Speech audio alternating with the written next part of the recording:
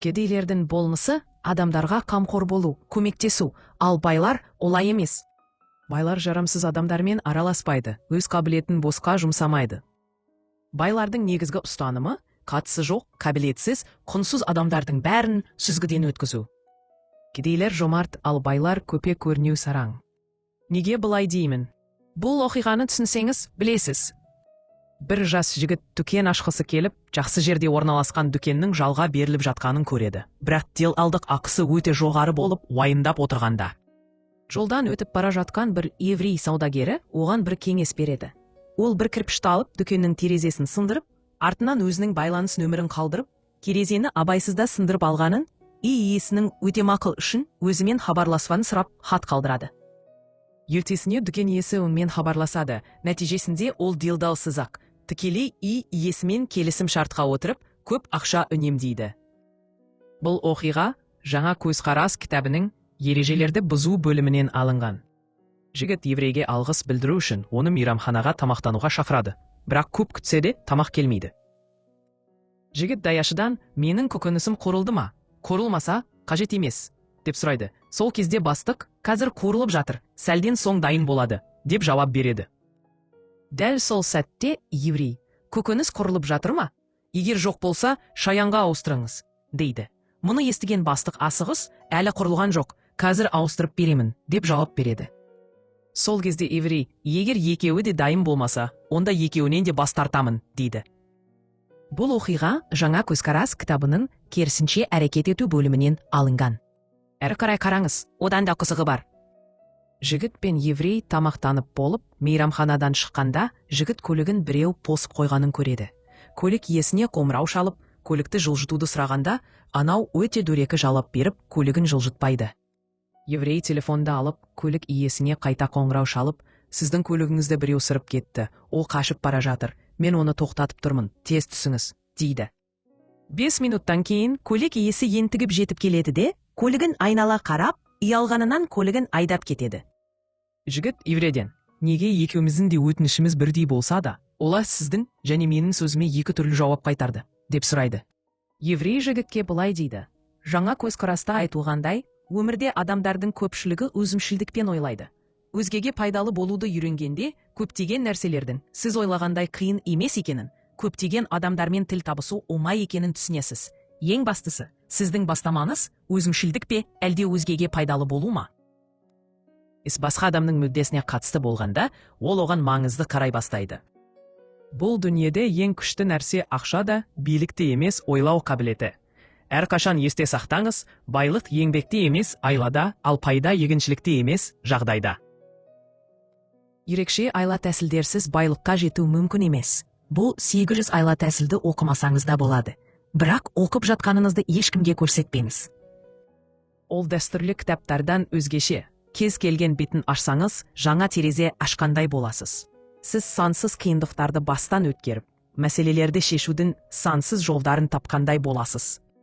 Бұл кітап Қытай халқының 5000 жылдық даналығын ашып көрсетеді. Сізге ағартушылық пен даму жолын тілеймін. Бұл кітап сізді әулие болуға емес, көшбасшы болуға үйретеді. Шынайы өзгерістер жасайтын ұлы тұлғалар осы қағидаларды ұстанады. Кім оларды меңгеріп қолданса, сол ашық және жасырын қауіптерге толы аласапыранда өз жолын табады. Айла тәсіл зиян келтіретін қару емес, қорғану құралы және адамдарды пайдалану даналығы. Егер бұл кітапты көрсеңіз, міндетті түрде өзіңізге біреуін сыйлаңыз. Оны осы ақыл ашу кітабымен бірге оқысаңыз, түсінген жағдайда 3 жылдан кейін сіздің активтеріңіздің құрылымы қазіргіден мүлдем басқаша болады. Кейде біз тереңдеп зерттей алмаймыз, тек осы өмір сүру заңдылығын түсінбейміз. Бұл сіздің тағдырыңызды өзгерте алатын шынайы айла тәсілдер жинағы. Егер әр адам өмірінде бір ғана кітап оқитын болса, ол осы айла тәсілдер жинағы болуы керек. Қиындыққа тап болып, ипотека мен несиеден демала алмай қалғанда ғана бұл кітапты еске түсірмеңіз. Жас кезінде оқыса, 10 жылдық қателіктен сақтанады. 40 жастан кейін оқыса, өміріндегі ең үлкен өзгерісті қарсы алу мүмкін. Қазір оқымасаңыз, қашанға дейін күтесіз? Әлеуметтік желіге аз жаз, сөзім аз болса, кесірі де аз болады. Ақша мен көлікті ешкімге берме, үйленген әйелдерге жақындама. бірнеше жүз теңгені де қарызға сұрайтындардан аулақ бол. Арзан заттарды таныс дүкенінен ал, қарым-қатынасты нығайтасың. Қымбат заттарды бейтаныс дүкенінен ал, саудаласуға ыңғайлы. Айналаңдағылармен жақсы қарым-қатынаста болғың келсе, олармен жетістігің мен қуанышыңды ешқашан бөліспе.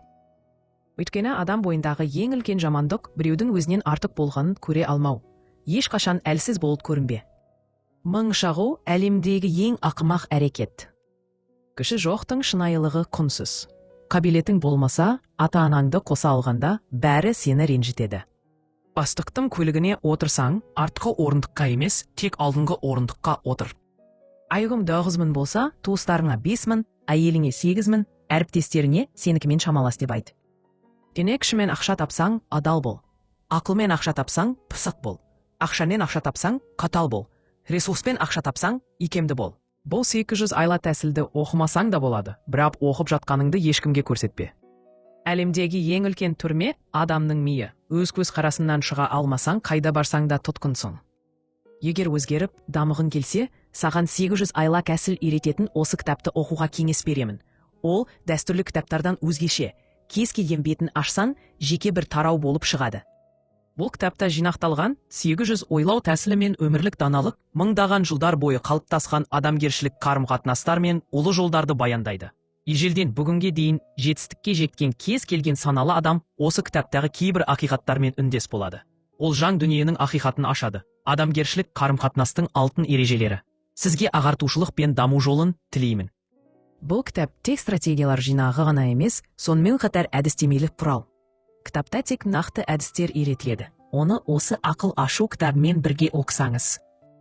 Жағдайдан тыс ойлап, мәселеге қарауды, өз танымыңыздың шеңберінен шығуды, қиындықтан шығуды үйренесіз. Бұл сіздің іс-әрекетіңізді жоспарлауға, өмірде орныңызды табуға арналған теңдессіз стратегия. Ол сізге 1000 шақырым алыстан жеңіске жетуді үйретеді. Айлакер әлемді бағындырады, стратег тағдырды шешеді. Өмір жолында айла тәсілдер міндетті түрде қажет. Кітаптың қазақша нұсқасын Quable текшесінен оқи аласыз.